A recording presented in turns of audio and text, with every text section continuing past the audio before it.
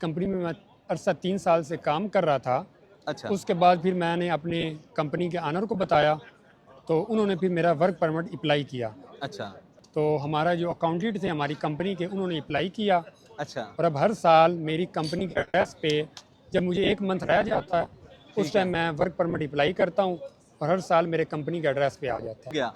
अब जी। Work permit से passport पे जाने के लिए को एहतियातें, को परहेज़ें जिसे कहते हैं, वो क्या-क्या हैं? वर्क परमिट से पासपोर्ट की तरफ जाने के लिए क्या-क्या रिक्वायरमेंट हैं टर्किश गवर्नमेंट की, वो हमें अलिफ से लेके ये तक बताएँ। बिस्मिल्लाहिर्रहमानिर्रहीम। आगाज़ रब्बे करीम के बबरकत नाम से जो हर चीज़ पे कादिर है। उम्मीद है कि तमाम दोस्त खैर व आफ़ियत से होंगे। एक और नई इन्फॉर्मेटिव वीडियो में तमाम दोस्तों को खुशामदीद किया जाता है।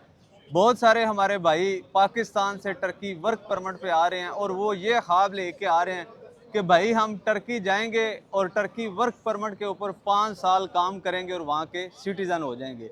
ये बात तो बिल्कुल ठीक है कि टर्की वर्क परमिट पे काम करें 5 साल तो बंदा वहाँ का सिटीज़न हो जाता है। जैसे गल्फ़ कंट्री है, वहाँ पे 10 साल बाद भी सिटीज़न नहीं मिलती। टर्की का ये है कि यहाँ पे सिटीज़न मिल जाती है। आज हमारे साथ कामरान भाई मौजूद हैं जिनको वर्क परमिट पे 5 साल से ज़्यादा अरसा हो गया और ये पासपोर्ट अप्लाई करने जा रहे हैं। इनसे बातचीत करते हैं कि क्या क्या रिक्वायरमेंट है पासपोर्ट जो है वो अप्लाई करने के लिए, रिक्वायरमेंट क्या क्या है। अस्सलाम वालेकुम कामरान भाई, वालेकुम सलाम जी, क्या क्या हाल हाल है? चाल है? ठीक है? ठीक है। सबसे अल्हम्दुलिल्लाह।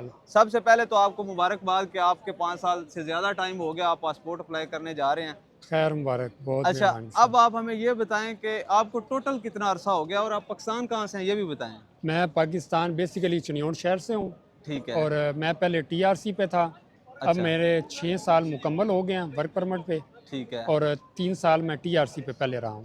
अच्छा, मतलब टोटल 9 साल हो जी, गए टोटल आपको। 9 साल मुझे हो गए। अच्छा, तो उस वक़्त आपने वर्क परमिट जो है वो कैसे हासिल किया था?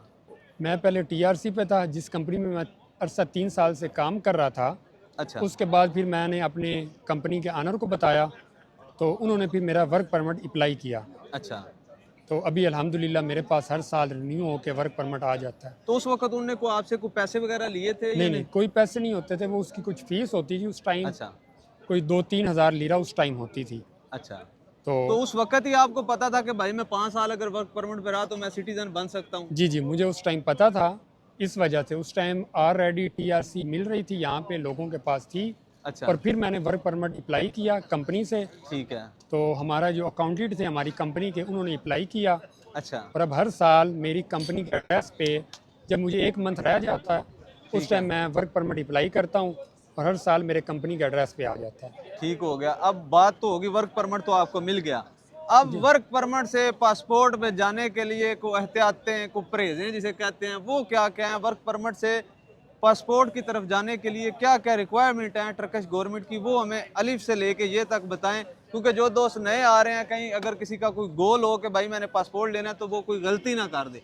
तफ़सील से हमें बताएँ जी, सबसे सबसे पहले। पहले कुछ लोग आते हैं जी, 3 जी। साल से या 2 साल पे टीआरसी पे होते हैं और ठीक है, 2 साल या 3 साल वर्क परमिट रखते हैं, तो वो ये समझते हैं कि हमारे 5 साल कंप्लीट हो गए हैं। ठीक है हो गया। ऐसा हरगिज़ नहीं है, ठीक है, क्योंकि जो एजेंट लोग होते हैं, वो आपको यही कहते हैं कि आपके 5 साल कंप्लीट हो गए, हमें $1000 $2000 दो, हम आपकी सिटीज़नशिप अप्लाई करते हैं।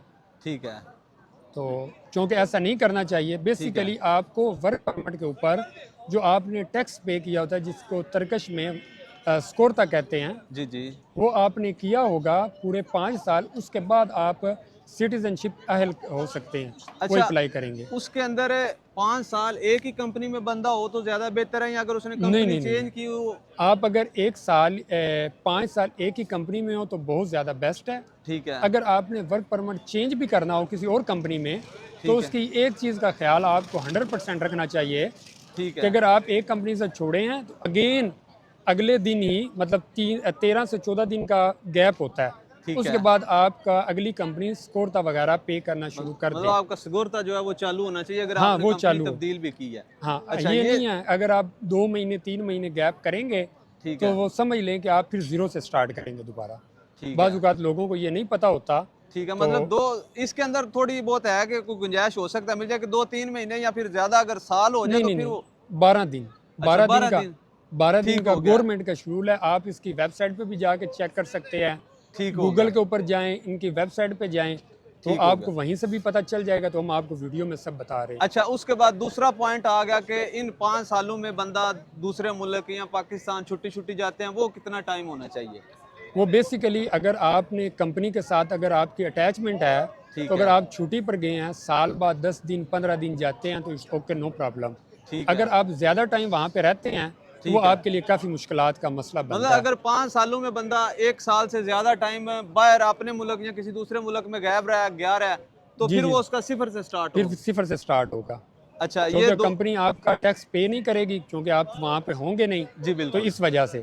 फिर अच्छा, अगेन आपका वर्क परमिट बेशक आपका वैलिड हो, ठीक पर वो है। आपका टैक्स नहीं कंपनी पे कर रही होती, जिस मेन वजह से टैक्स का मेन इशू है आपका। मेन चीज़ टैक्स है, वो हाँ, टैक्स आपका 5 साल का पे 5 होना साल पे चाहिए। होता रहे। अच्छा, उसके बाद तीसरा नंबर क्या आ गया? क्या एहतियात है जी? उसके लिए आपके ऊपर बैंक वगैरह के जो आपने ये क्रेडिट कार्ड वगैरह इस्तेमाल करते हैं, जी, जी। उसके ऊपर जो उसकी किस्तें हैं, ठीक वो है, लेट ना हो। मतलब बाई द ठीक वे हो अगर गया। आपने 1 लाख लीरा उसका क्रेडिट कार्ड इस्तेमाल किया है, या 2 अच्छा, लाख लीरा इस्तेमाल की, उसकी किस्तें बनी होती हैं। ठीक अगर है, वो किस्तें भी आपकी लेट हो जाएँ, तो वो ऑनलाइन उनके पास शो होता रहता है ठीक है। कि ये बैंक का डिफ़ाल्टर है।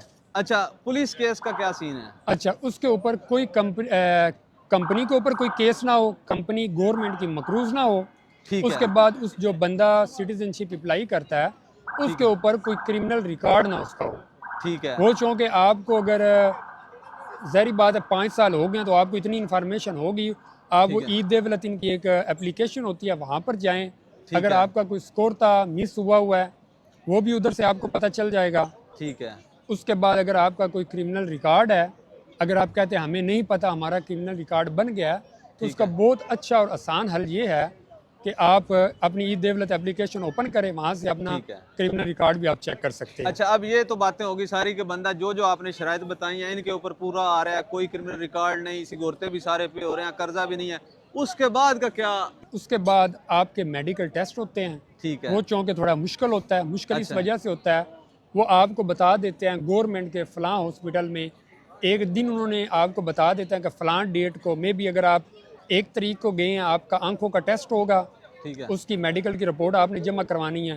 ठीक फिर है, 10 तारीख को आपने जनाब हार्ट का आपका टेस्ट होगा, ठीक है। उसकी रिपोर्ट आपने उनको जमा मतलब करवानी है। मुकम्मल मेडिकल होगा। मुकम्मल मेडिकल होता है, और एक टाइम पे मेडिकल नहीं हो सकता आपका। ठीक है, मतलब मतलब उनको जो रिक्वायर्ड होता है, वो एक दिन के वाले नहीं होते। मतलब उसका शेड्यूल हाँ, होता है, उनके एक शेड्यूल प्रोसेस होते हैं, चलता है।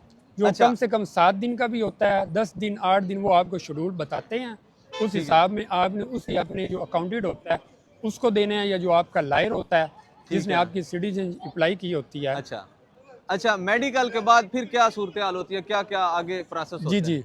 मेडिकल के बाद कुछ लोग आपको कहते हैं कि आपका वहाँ इंटरव्यू होता है, बेसिकली वो इंटरव्यू नहीं होता। अच्छा, शायद आपको किसी ने बताया, क्योंकि मैं खुद ये टेस्ट दे कर आया हूँ। एक फॉर्म होता है, ठीक है। जिस तरह आप पूछते हैं वो कि यहाँ का जो बानी था, वो मतलब कौन था? टर्की की बेसिक मालूमात होनी बेसिक चाहिए। मालूमात होती है, उस पर येस, नो जिस तरह होते हैं ना, 4 जवाब लिखे होते हैं, ठीक है, उस पर येस, नो करना होता है।